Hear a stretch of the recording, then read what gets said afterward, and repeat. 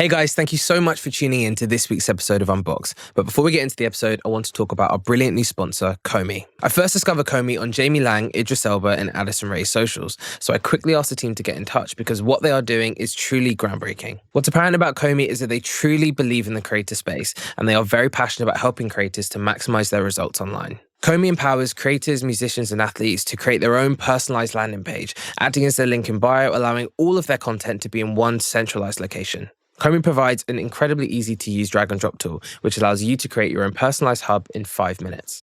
Check out unbox.comey.io for an example, or Gwen Stefani's, or Idris Elba's, or any other of your favorite celebrities, because they have everyone right now. It allows you to share with your followers the things that they may not have seen. For example, if you're posting a YouTube video, they may not have seen your book, or your live tour, or your merch. Now it's all in one central location. Comey is the link in bio 2.0, and I'm so excited for you to check it out. Later on in the series, you'll hear from two of the co-founders, Lewis and Ben, who have onboarded over 1 billion followers in under a year. That is truly staggering. Comey is a platform that I couldn't recommend highly enough. So if you want to up your link in bio game this year, head to comey.io for more. That is KOMI.io. Hello, Sunil. Hello, mate. It's good to see you. How are you? I'm very well. Thank you so much for coming on the pod. So I'm very excited to have you here today. You're one of my favourite people. You are an incredible He individual. says that at the beginning of every episode. No, you know what? I've not said that yet. You're the first. You're an incredible individual who's done so much, and it's been a pleasure working sort of adjacently alongside you for so many years. And I thought you'd be a perfect person to come on and talk about all things creator economy. So please, for everyone who doesn't know about you, tell us who you are and what you do and what you've done. Probably no one listening has got any idea who I am, but I am Sunil Singvhi. I've been in the sort of talent and creator space, I think, forever. Obviously, you were there during its probably best time ever, right? Biggest, number one platform in the world, best functionality, every brand spending all their money on there. And most importantly, I'd say no TikTok. Yeah. So how do you think, looking back at your time then and knowing the team and how they operate, how do you think they are facing this huge sort of competition from TikTok? And obviously this sense, I think, from a lot of people in the public where it's like Instagram aren't really producing anything original anymore. The functionality is copying other platforms, especially TikTok with Reels. And it's like, well, where's the originality? Remember that whole thing with every celebrity in the world was posting, like, bring back Instagram. Yeah. How do you think that's been for the team, or how do you think they can look forward? Yeah, I think it's been really hard. And I'll preface this by saying this is just one person's view. So this is just my view of how I perceive it. And TikTok's an interesting beast because you can't outspend them because they've got money. You probably can't out-engineer them because here's the thing. The American engineers are working probably 48 weeks a year. You got your holiday, you got a lot of internal stuff. It's a big company. So those engineers are working that period of time. The TikTok engineers are working 13 months a year because they work 2 extra days in every month. They work every other Sunday. Wow. Not a short day, a long day. So the engineers have got more time. Exceptionally detailed, deep levels of functionality, continued innovation. And then you compare it to Instagram and it's almost, I bet they're just like, how do we do this? How do we keep up? I would imagine. Yeah, they do. And I think one of the things that I think was very, very obvious to me as an employee and someone who worked with creators all day is Instagram was your best life. And everyone knows that. But when you're thinking about how to battle TikTok, early days of TikTok, when you compared it with Instagram content, what you would see is, here is creator that I love on a private jet, on the beach, maybe doing something cool, maybe doing something fun, maybe doing something authentic, but it's cool, looks good. It's aspirational. It's well shot, yeah. It's well lit. And then I go on TikTok and I'd see someone in their dirty ass bedroom dancing. Yeah. And I think there was an element of American snobbery with people being like, yeah, but we've got Beyonce living her best life and they've got kids in their dirty bedrooms. But what they forgot was that Beyonce can only produce one piece of content while she's on the jet. And then we don't see her again for 6 months. Whereas that kid who's in their bedroom, they're in that bedroom all the time. Where else are they going to go? So they just produce loads of content. And they're not bothered about the background. They're not bothered about the lighting. And they don't need a DSLR and they don't need an editor. In fact, that's like the charm of the whole thing. It's so vulnerable and real. Yeah. And you're so right. It allows a frequency which you can never get on a platform which is curated and a lot more tailored. So just simply, the platform explodes because of that. It explodes because it's really interesting. You can create loads of content. Also, it's a different economic breakdown because I don't have to be rich to enjoy it. And I think when you talk to a lot of young kids, there's an element of, especially historically, now I think kids look at it and go, Instagram is old. Whereas I think if you go back 3 or 4 years, you were like, Instagram's for the rich kids. Because it is all about that stunting. Yeah. And if I can't stunt, what am I producing? Flexing, it's like clothes, it's lifestyle, it's aspirational, and that's how you get likes and ultimately engagement. And it's aspirational on one hand. It's discouraging on another hand. So there's an element of you open it one day and you're like, yeah, I'm going to get that money. Like, yes, I can do this. I can be this person. I can live this life. If I work hard, if I behave in the right way, I can get here. But another day you open it and go, fuck this, man. Like, I don't need to see you with your 4 cars. But that's almost the hook. That's why you stay. It's that kind of that jewel of, I'm discouraged, but I'm also, I want this, and therefore you come back again and again, which is somewhat, maybe somewhat dark, right? There's an element of that being, not necessarily the best, especially for young kids, and all they're seeing is, this lifestyle as if that's normal, and it's not even normal for the people presenting it, because most of the time it's fake clothes, it's rented stuff, it's fake, it's cars they've borrowed for the shoot and all this sort of thing. But it's a whole platform culture based on pretending or looking like you are flexing the most, stunting the most, and so on. Yeah, absolutely. And I think that's where TikTok entered the world, and I think COVID probably helped it unbelievably, in just an element of time where people needed a relief from everything. And I think that's what's interesting now with BeReal catching some interest. If you haven't seen BeReal, it's a basic photo app where at a single point you get a notification and it sets off the 2 cameras on your phone, the front facing and the back facing. So you end up with just a snapshot of what's happening. No video, no commentary, no AR, no VR, nothing, just 2 photos. And I think it has that simplicity that becomes the antidote to TikTok's noise and hecticness and Instagram's aspirational lifestyle. So I think there was an element of Facebook and what it is now Meta saw it as a technology product. We need short form looping video with great editing tools. But actually what they needed was a place for kids to be kids, a place for people to be silly without having to feel like they had to present a version of themselves. The point was to dance. Take the pressure off. Yeah. And I think, that pressure to be perfect that Instagram perpetrates weighs heavy. Whether you're young or you're old, I think it weighs heavy on everyone. So I think there's an element of Instagram exploded, and can Instagram come back from where it is right now? I think the job is to take the pressure off. I don't think that's easy. Yeah. How do you retrain an audience to... It's so embedded. Yeah. That makes a lot of sense. I want to just loop back quickly to your job at Instagram. Obviously, you've met so many creators. You've onboarded so many people. You know what it's like to be a creator just starting, someone at the top. Can you tell us a bit about some of the creators you've met, about some of the challenges they face more broadly? And then I want to touch on kind of brand building, especially an IP, which I think both of us share is like the next step for creators and is already sort of kicking on. So take us through a bit about your role there, the creators you've met, and then the future, I guess, for IP and brand building for creators today. So creators at Facebook, Instagram now is a broad term, because actually what it meant really was anyone that wasn't a publication. So if you were Lad Bible, you were positioned over here. But if you were anyone from, Adele to Aaron Ramsdale, you were a creator. And that's everyone from sport, music, everywhere. So I was incredibly lucky. Like, it's an unbelievable job to be able to just talk to musicians and actors and influencers and just really listen to what they're saying and what they're interested in. I think all those different sectors had really different challenges. So we'll probably leave a lot of them not discussed today, but just to talk about creators and influencers. For me, they fell into 2 relatively distinct buckets. People that are actually creators and creative, and people who are classified ads businesses. And what I mean by that is, I got to work with creators who were incredibly smart, understood what they were trying to do, understood what they were trying to achieve and how they wanted to do it.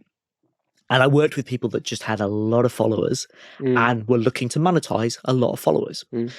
and looking to monetize a lot of followers by holding up a product, producing 6 bits of content for someone, makes you no different to the Reading advertiser. That's exactly what a local newspaper does. Yeah. And people think they're creators because, I'm a creator because I've got 10,000 followers. And because I'm getting paid by a brand, but absolutely not. You are not a creator until you have a vision.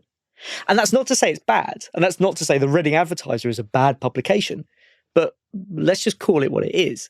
You put your hands on somebody else's product, you hold it up, and when they stop paying you, you put it down. Yeah. And listen, if that funds your lifestyle and you enjoy it, all the power to you. The thing that I was interested more in is the likes of Woody and Kleiny, who were 2 internet pranksters. If Instagram... Who just hit 10 mil on YouTube recently. Yeah. If Instagram and YouTube had spewed up their generation's Ant and Dec, it would be Woody and Kleiny. And I don't think they'd be offended by that analogy. They are 2 people with an incredibly good physicality to them that makes it quite global in its appeal. And they do pranks and they do physical challenges. Immensely creative. Yeah. And every day they push themselves and every day they think. And we've definitely had conversations with them where I was like, that's too far. That's too far for what the audience can accept. And that's too far for what editorially Instagram is comfortable with because there's, blood in it or someone's getting hurt or something. And I loved working with them because it was a real conversation. You almost want that though a bit, don't you? You want people to be pushing and pushing and pushing so much that sometimes, and this is, I guess, your role as a partner manager where you can hold them to account a little bit and keep them in line. But the fact that they're pushing shows this desire to grow, to expand, to keep. And I think that typifies them more than more than most people I've ever worked with. Yeah. That relentless desire to keep going, keep pushing and keep making new and exciting stuff happen, Yeah, I think for me, creativity, by default, you have to push the boundaries. When you stop pushing the boundaries, you stop being creative. Because otherwise you're just doing what you did last year. If I book you for the same TV show 15 years in a row, then God bless your mortgage. You're covered. You're good. And I'm not saying that's bad, but don't tell me you're a creative. Don't tell me you're creative if you do the same job year on year. And also the thing that I would argue with creators who didn't love me saying it was, but if you're doing the same thing you did last year, why would you still be growing? Because that predicates it on the fact that people didn't see you. And that's the only reason you don't have 8 billion followers is that people haven't seen you yet. That's not true. Loads of people saw your stuff. I can show you the analytics. Loads of people saw it. They just didn't follow you. Or they unfollowed you. So just because you are producing videos at a rate doesn't mean that you should grow. And people think that. They're like, I've made 6 TikToks. I've made 12 hours of YouTube videos. Why aren't I a big success? It's not guaranteed.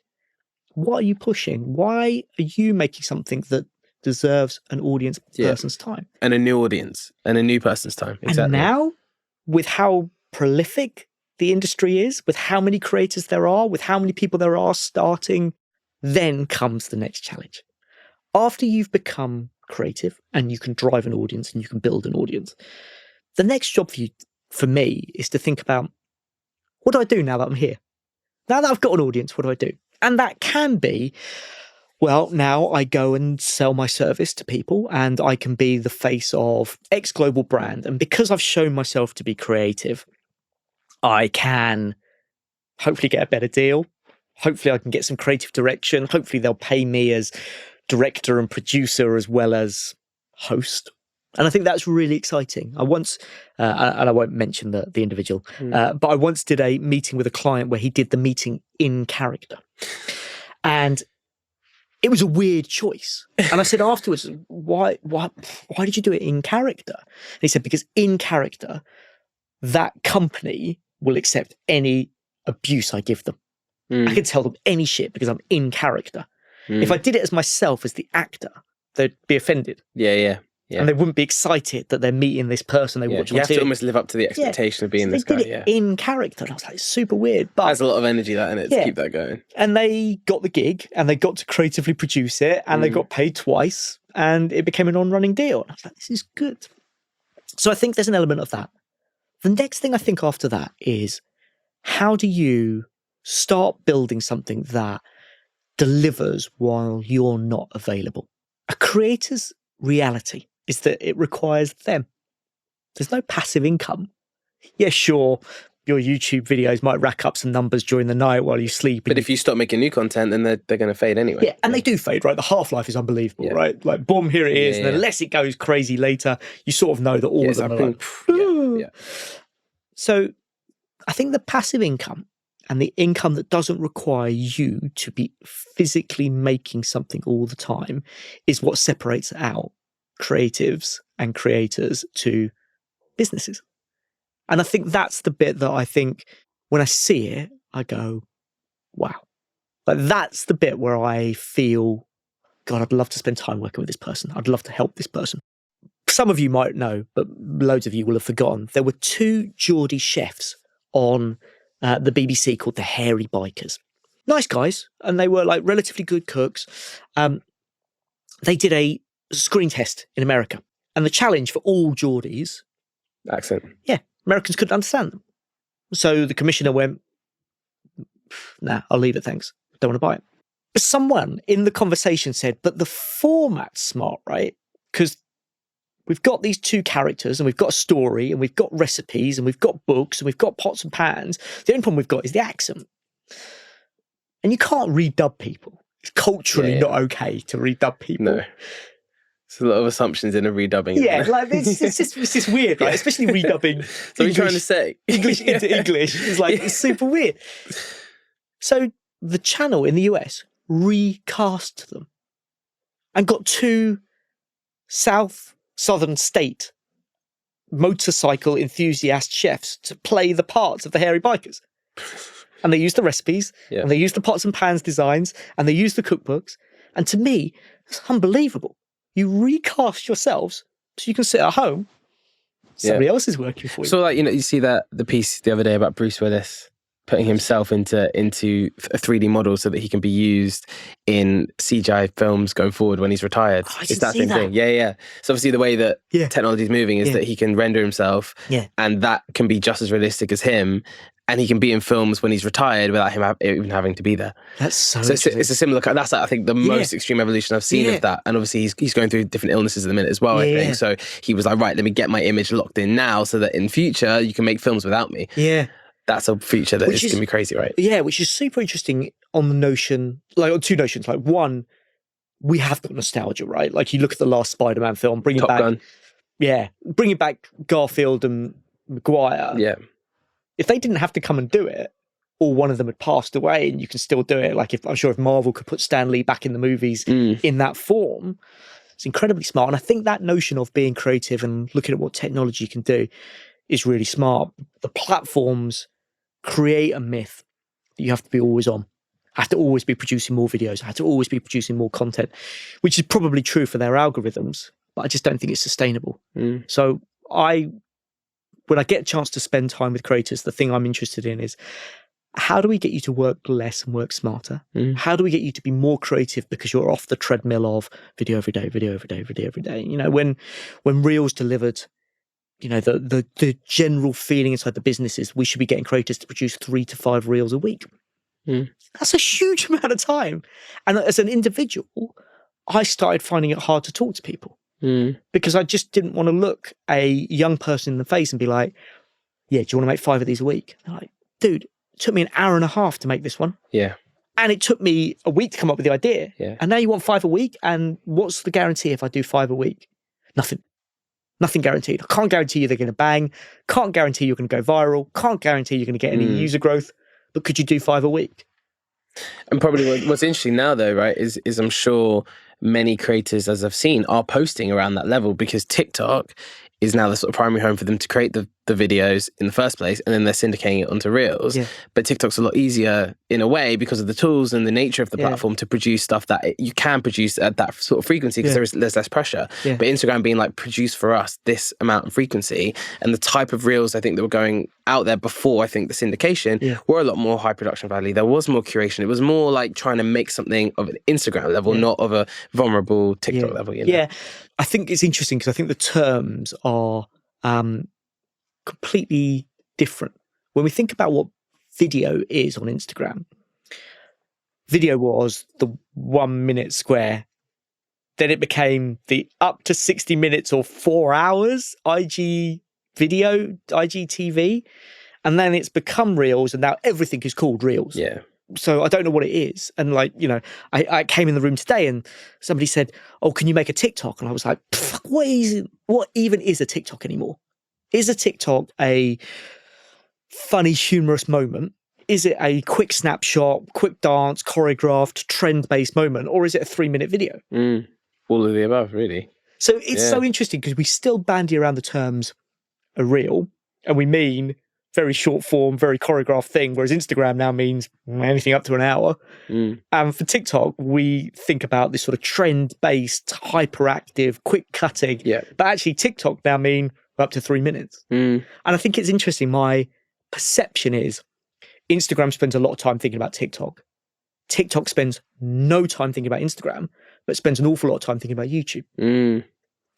And YouTube Shorts is a really interesting reaction because they're now thinking, God, these guys are coming for our lunch. They've already eaten Instagram's lunch. And God, they're going to come for ours. And they're putting everything into Shorts, like you wouldn't imagine. Because Shorts is your weapon against TikTok dominating kids' attention. And the thing they're scared about is kids' attention, but also search. Because at the moment, you want to work out how to put a table together, you go on YouTube. But TikTok's becoming that, exactly. If TikTok nails search, YouTube which it looks like they're doing. And because that's where they're headed, right? They want you to what's search. interesting, and I think you know this, you've spoken to so many creators, you'll have known this conversation. TikTok is all of them, by and large, not all of them obviously, but a lot of them who are doing very well, they want to be on YouTube because they know that the YouTube attention, the depth of engagement with their fans, the revenue, everything is still looking at YouTube as number one. All the platforms, all the innovations, they still want to move off platform and jump to YouTube, which is interesting. So you're right, and YouTube is the second biggest search engine in the world. Will TikTok come for that? And if they do that, and they leverage more long form and more widescreen horizontal video, there's a chance that they could compete. Yeah. I think it's good for the creator ecosystem to have more than one successful platform. I think TikTok and YouTube, right? Because it keeps things moving. It keeps both of them on their toes. Facebook also dominated for so long. It's nice to have that break, I think. And especially from a creator point of view, because Facebook's dominance was around real life rather than entertainment. So there was a big point where the Facebook news team was significantly more staffed than the creator team. Loads of people working in news because news was a way that kept Americans logging in multiple times a day because they got New York Times and Washington Post and all of these things in. But now as that stuff has sort of faded away a little bit and the interest is much more in the social networks as entertainment rather than information source, especially for younger generations. I want to ask, knowing what you know in the industry, right? You've worked with so many creators, you've been doing this for pretty much the lifespan of this industry, right? If you were to start tomorrow as a creator, where would you start and why? For me, I would start on YouTube. And the reason I would start on YouTube is because the thing that I would want to do is longer form conversational content. I think my ability to bang in a TikTok environment is very limited for a number of reasons. Like, number one, nobody wants to see a 42-year-old man on TikTok. Oh, well. They really don't. There's a niche for everyone. There is a niche, but it's pretty niche. So I do think that, and that's not to say that older generations can't win on TikTok, but for me as an individual, where I think I'm probably okay on is conversation. And that to me is still YouTube. And actually for me, the thing that I'd be interested in is YouTube and probably podcasts, because that's what's right for me as an individual. And podcasts are now at the top of the YouTube strategy as well, right? They're doing so much to sort of increase the prevalence on the platform. Yeah. So for me, that's where I would start. If you were a creator that is more visual than me, you can't not be on TikTok. It's impossible now to think about a up-and-coming creator who doesn't have a robust TikTok strategy, because that's where the audience is. And it's where the opportunity for discoverability is. Because that's the thing, like, whenever I speak to people now, and I'm sure you do the same, the opportunity to be found on Instagram is very hard. There's so much saturation. It's very difficult to cut through the noise. But on TikTok, the algorithm and your content can be found and can change your life overnight. And it's one of those where I think they've been very good at giving people that light at the end of the tunnel where they can think, well, if I just keep going enough, one of these will pop. It's very difficult. That doesn't exist on Instagram. Yeah. That exists on YouTube maybe if you're optimizing and you're strategizing enough in terms of thumbnails, titles, and content substance. But on TikTok, it is a lot more open. Yeah. I think that YouTube piece I sort of agree with, but I think there's enough tricks of the trade now that everyone's following the same pattern. All the thumbnails look the same. Yeah. Everyone's got the shocked face. Everyone's got the, I've just opened a box of £10 million. Like everything's homogenous to some extent. The brilliance of TikTok is the ability to give you vulnerable content, the ability to give you tons of it. Its ability to understand you is so wild. And that's the bit that I think Instagram or anyone else trying to build a similar product, Elon Musk talking about bringing back Vine. That's the bit that you have to nail is I can go on and within 2 hours of training the algorithm, I can get to a point where there's loads of content that I think I'm going to enjoy. Can you go from 0 to 1 million on Instagram now in the way that you maybe could have done a little while ago? Probably not. It's probably harder. If you have a robust Reel strategy that coincides with your TikTok strategy, probably. Yeah. I think it's still doable. When I came to leave Instagram, I joined a NFT marketplace called Rariable. This was in 2021, just as the NFTs were going mad, like absolutely mad. And I had 15 months of working there and it was insane. Like every day I was like, what is happening? But one of the things that I loved about it is a creator was never detached from their art. So as an NFT creator, you set your own royalties rates on Rariable between 0 and 50%. No one did 50%, mad. But most people did 10%. So every time your item resold, 10% went back to you.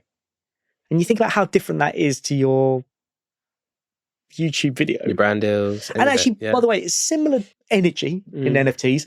The curve is probably quite similar to the YouTube curve of where you go up very quickly and then interest peaks and disappears.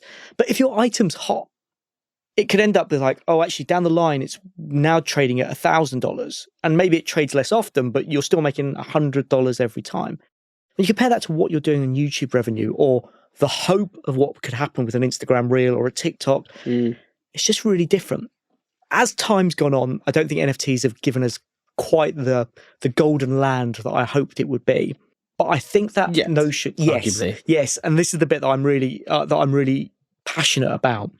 Do I think it's fully formed yet? No. Do I think there's a lot of scams and bad information out there? Absolutely. Do I think there is the kernel of something that could give creators the chance to build, monetize, reward their audience base without having to go to anyone's platform, anyone's algorithm? Yes. 100%. Right, to wrap it up. Yes. One more. Who is a creator that you are loving at the moment? I'm going to be a bit corporate here. Go on. Going to be a bit corporate and say FernCon. And here's why. And there's a bunch of people listening, watching, have just rolled their eyes at me. Oh, she's not a creator. Oh, she's a TV presenter. Here's the thing. In the UK, you stop being a TV presenter when you go outside of what a commissioner thinks is attractive on TV. And that's brutal. Yeah. That is absolutely brutal that we wipe out a whole set of young men and women from the industry at a certain point where we're like, nah, not okay anymore. You don't fit into this. So therefore, you're on your own. Yeah. You're not old enough to be Tess Daly. You're too old to be Maya Jama.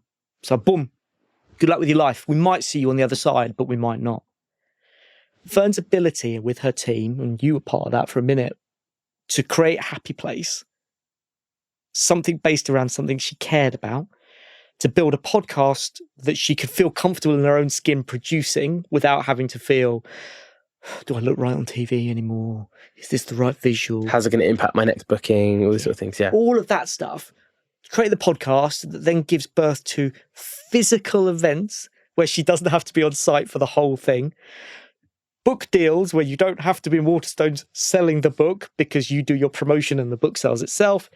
Physical product in Boots, and all of a sudden it's an empire. And at some point, could she give over Happy Place to another presenter who takes on the mantle and does the job, and she still earns? I think they already do on social and stuff. Yeah, there's other people that are in the game. And it's so broad as well as a concept. It's so applicable to everybody that it has an endless lifespan. Yeah. So for me, at a point in her life where what she thought was going to happen stopped happening, she became a creator and built a broad brand with IP at its core, which allowed her to be creative and honest and authentic, but also gave her the ability to not work every single day so that the platforms could reward her. Yeah, I remember hearing her speak about this so honestly, and like she was just, she could not get booked for anything. Her whole TV career was just finished in many ways. And it's so easy for people when they're reliant on third parties and so on to be discouraged and to feel they don't have any power because all they've done, she's only ever worked in TV up to that point, only ever been booked by commissioners, only ever worked for production companies. So then to take that power back and say, no, we're building, huge credits, obviously the amazing team, Holly and everyone at YMU, but to take that power back and to own your own platform, own your own brand, which you're then in control of and you then become the commissioner, that's a game changer. Yeah, and similar, I think, with Russell Brand. If you imagine the point where Russell was being escorted out of MTV for dressing as Bin Laden on September 11th, should have been career over. Should have been done. The story goes that he got out of the building and got in a black cab and took the black cab to the Lake District on MTV's budget. That's amazing. That's pretty good. I don't even know if that's true, but it's a great story. Sounds like it's true. It sounds like it's true. Yeah. But he should have been wrapped. And now he runs an alternative news network via multiple platforms. And now he's on a new video platform that I've never even heard of because he's butting against what YouTube will allow in terms of misinformation. Probably Rumble, right? Or one of those. Yeah. Because he's battling with misinformation and false flags and is this stuff okay to say? And I think broadly it is. I think he's very smart. I think the team worked really hard. But it should have been wrapped up, pushed himself, built something new, built a mechanism. Took control. Yeah. And that's the bit that I'd say to creators. If your job is producing videos for the diamond mine and hoping you hit one, cool. Good luck to you. It's not a long-term thing. It's not a long-term game. Your back will go eventually. Build your house, become the mine yourself. Give yourself the chance to own the things that come out of it. And maybe it's a longer journey. Maybe it's significantly harder. But if you don't own anything apart from the app you downloaded for free, you don't have a business. Go get a business. Preach. I love it.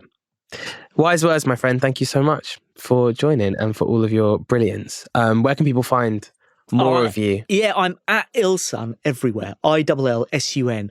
I basically spend a good deal of my time looking for new platforms that have emerged to just grab the handle. So I'm at Illsun. You've done pretty well so far. On Friendster, MySpace, High Five, Bebo, House Party. I'm trying to think of the ones that died. Clubhouse. BeReal. BeReal, of course. And now YouTube this week with personalised very good. handles. I bet you were first on that email. Come on, man. You can claim your handle, bang. There we go. Come on. There we I'm go. not losing that. No. Sunil, thank you so much. We'll speak soon. Thank you.